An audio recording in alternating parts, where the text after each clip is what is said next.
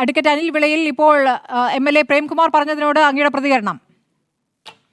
ശ്രീമതി സ്മൃതി, ഈ നോബൽ സമ്മാനമൊക്കെ പ്രഖ്യാപിച്ചുകൊണ്ടിരിക്കുകയാണ്. ഇന്നും ചില വിഷയങ്ങളുടെ നോബൽ സമ്മാനങ്ങൾ പ്രഖ്യാപിച്ചു.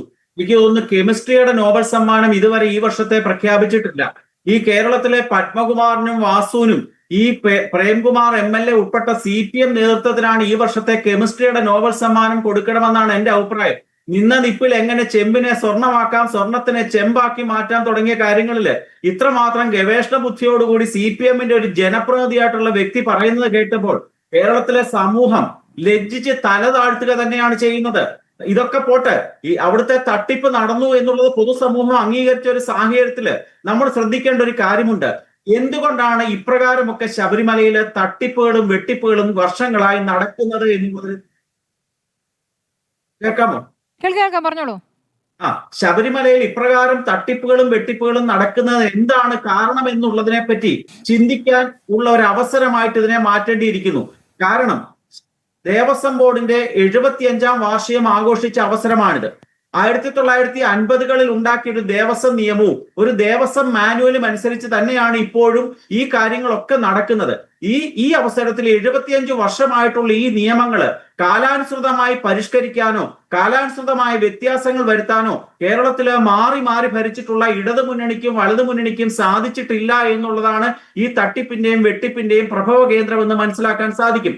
ഇവര് നിയമസഭയില് സംയുക്തമായി പാസ്സാക്കുന്ന ചില ബില്ലുകൾ മാത്രമേ ഉള്ളൂ. ആ ബില്ലുകൾ എന്താണ്? ശമ്പളം കൂട്ടാന്, അതുപോലെ തന്നെ ജനസംഖ്യ രജിസ്റ്ററിന്റെ കാര്യത്തില് മദനിക്ക് ജാമ്യം കൊടുക്കുന്ന കാര്യത്തിലൊക്കെ ഈ രണ്ടു കൂട്ടരോട് ഒന്നിച്ചുകൊണ്ട് ബില്ലുകൾ പാസ്സാക്കും. പക്ഷേ എന്തുകൊണ്ടാണ് ഇത്തരത്തിലുള്ള പഴുതുകൾ അടച്ചുള്ള നിയമനിർമ്മാണം നടത്താൻ ഈ കൂട്ടർക്ക് സാധിക്കാതെ വരുന്നിടത്താണ് ഈ പ്രശ്നങ്ങൾ ഉണ്ടാകുന്നത്? ശബരിമലയിലെ ശ്രീ VS ജയകുമാർ എന്ന് പറയുന്ന VS ശിവകുമാറിന്റെ സഹോദരൻ നടത്തിയ വെട്ടിപ്പ്, അതേപോലെ തന്നെ ഓരോ ദിവസവും ശബരിമലയിൽ ധാരാളം വെട്ടിപ്പുകളുണ്ട്. അത് ശബരിമലയിൽ മാത്രമല്ല, തിരുവിതാംകൂർ ദേവസ്വം ബോർഡുമായി ബന്ധപ്പെട്ട സർവ്വ ക്ഷേത്രങ്ങളിലും ഇതിന് സമാനമായ വെട്ടിപ്പുകൾ നടക്കുന്നുണ്ട്. ദേവസ്വം നിയമം അനുസരിച്ച് ക്ഷേത്രങ്ങളെ 3ആയിട്ടാണ് കാറ്റഗറി ചെയ്യുന്നത്. മേജർ ക്ഷേത്രങ്ങള്, മൈനർ ക്ഷേത്രങ്ങള്, പെറ്റി ദേവസ്വങ്ങൾ എന്ന് 3ആയിട്ടാണ് ഡിവൈഡ് ചെയ്തിരിക്കുന്നത്. ഈ 3ഇടത്ത് നടക്കുന്ന എന്താണ്? പെറ്റി കൊള്ള, മൈനർ കൊള്ള, മേജർ കൊള്ള എന്ന രീതിയിൽ ക്ലാസിഫൈ ചെയ്തുകൊണ്ട് ഓരോരുത്തർക്കും ഓരോരോ കൊള്ള. ഇന്ന് സ്മൃതി ഉൾപ്പെടുന്ന ഈ ചാനൽ റിപ്പോർട്ട് ചെയ്തൊരു വാർത്തയുണ്ട്. കൊല്ലം ജില്ലയിലെ ഏറ്റവും പ്രശസ്തമായ ഒരു ധർമ്മശാസ്ത്ര ക്ഷേത്രമാണ് ശാസ്താംകോട്ട ധർമ്മശാസ്ത്ര ക്ഷേത്രം.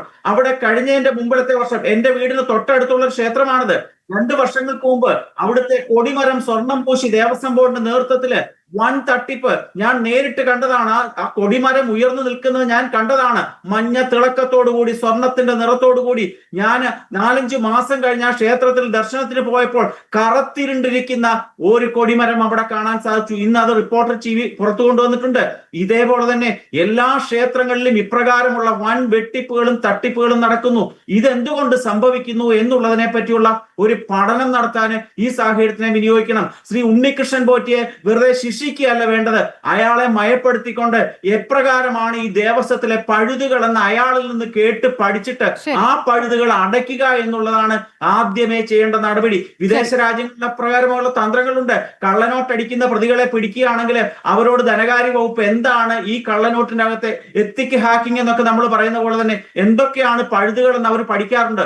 അതേപോലെ തന്നെ ഉണ്ണികൃഷ്ണൻ പോറ്റിയെ ഈ സ്ഥാനത്ത് ഗുരുതുല്യനായിട്ട് എഴുത്തിനെടുത്തിക്കൊണ്ട് ദേവസ്വത്തിന്റെ നിയമങ്ങൾ പൊളിച്ചെഴുതണം. അയാൾക്ക് ശമ്പളം കൊടുക്കണം. ഈ മോഷണത്തിൽ നിന്ന് അയാളെ മനപരിവർത്തനം ചെയ്യണം. നമ്മുടെ നിയമങ്ങൾ ഉണ്ടല്ലോ, സ്ഥിരമായി കള്ളന്മാരാകുന്ന വ്യക്തികളെ മനപരിവർത്തനം ചെയ്ത് സമൂഹത്തിലെ